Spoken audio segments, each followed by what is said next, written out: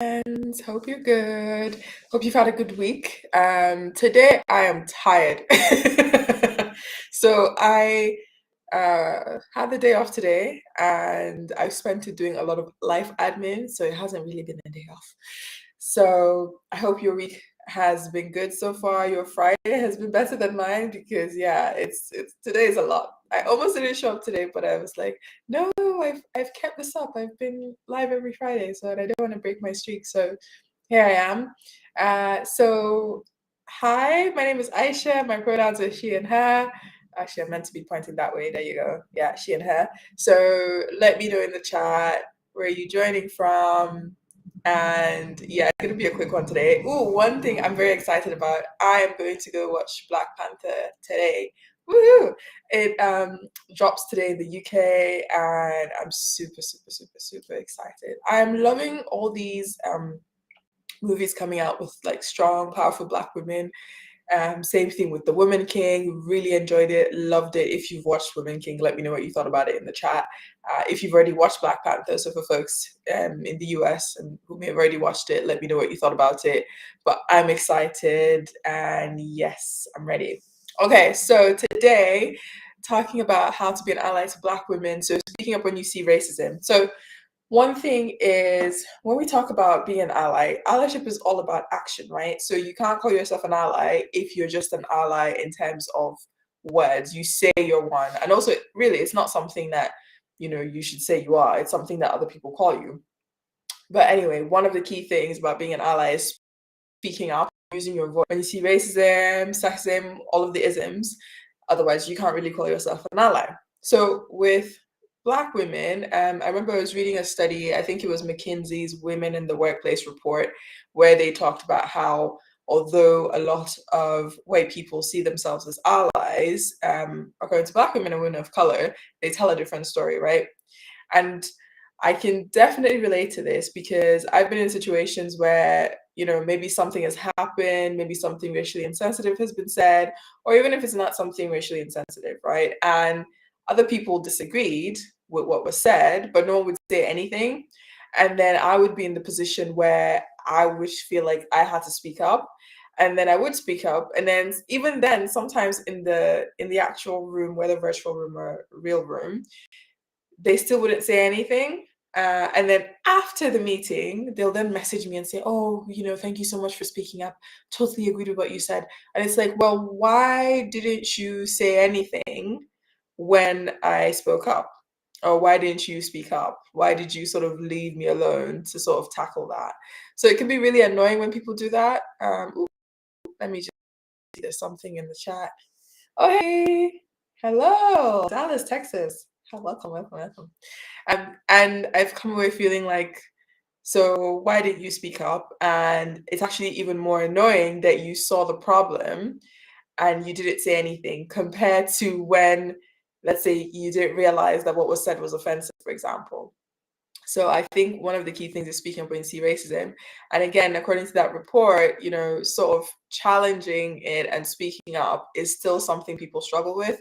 There was another report, The Guardian did an article, I'm sure if you Google it, come up, I think it said 120,000 workers have left jobs in the UK due to racism. And, people felt like even if they reported it, nothing happened, or they just didn't report it because they were worried about the backlash. So this is clearly still an issue, but in order to be able to speak up when you see racism, you have to actually know what it looks like.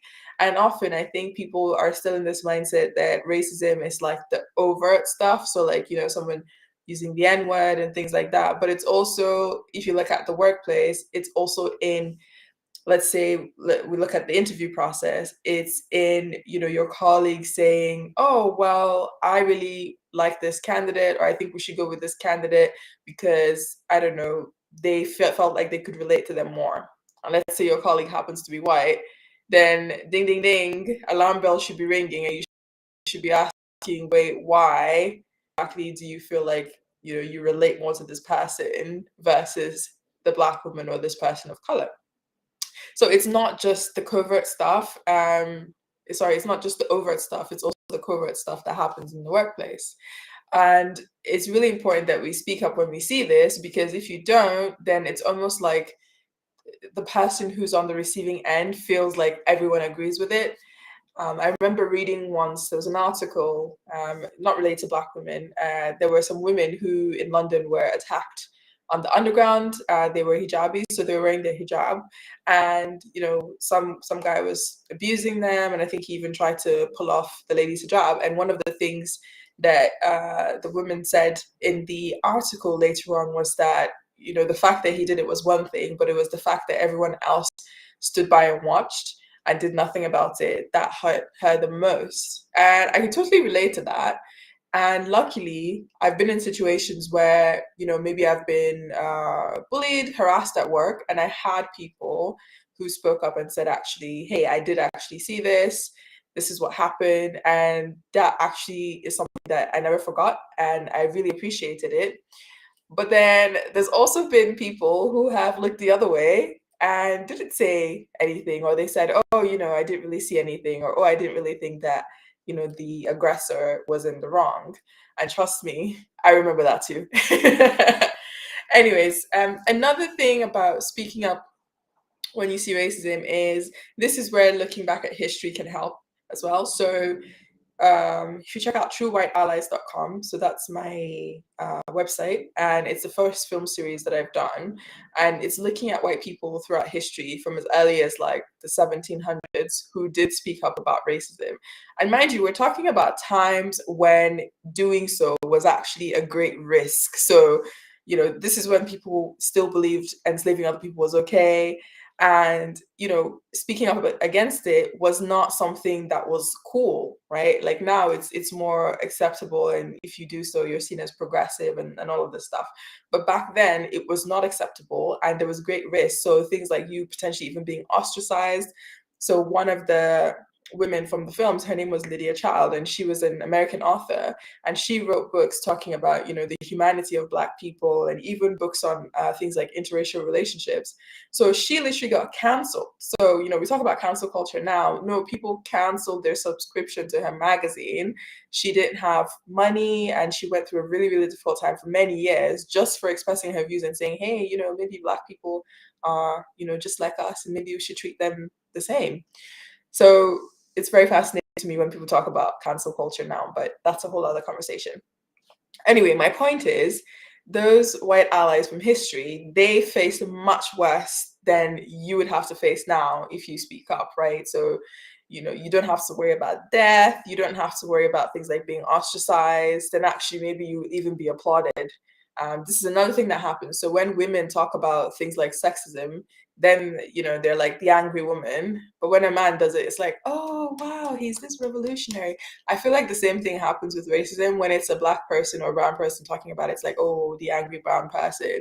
But when it's a white person doing it, it's like, oh great, they're such a revolutionary and all this stuff. So it's not great, but anyway, my point is the risk when you speak up is still nothing compared to what some of those people from the 1700s had to go through.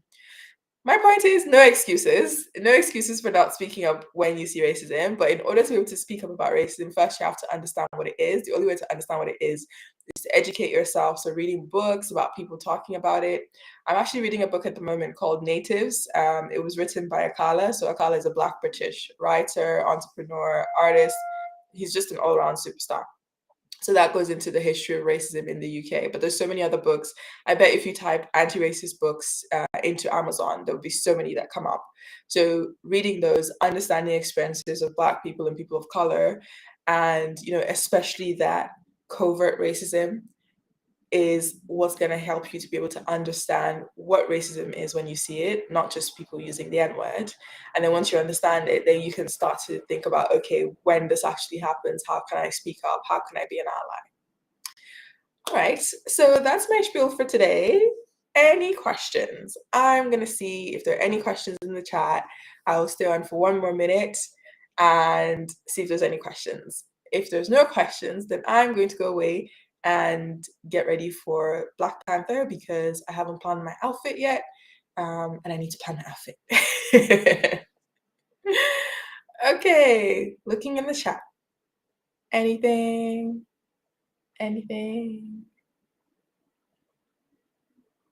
All right. Okay, well, thank you for joining. Really appreciate you spending this short time with me. And yeah, hope you have a good weekend when it comes. And I will catch you next week. Well, maybe because I'm technically supposed to be on holiday, so maybe you won't catch me next week. If you don't catch me next week, it'll be the week after. Okay, thanks, Rusty. Thanks, Jennifer. Bye.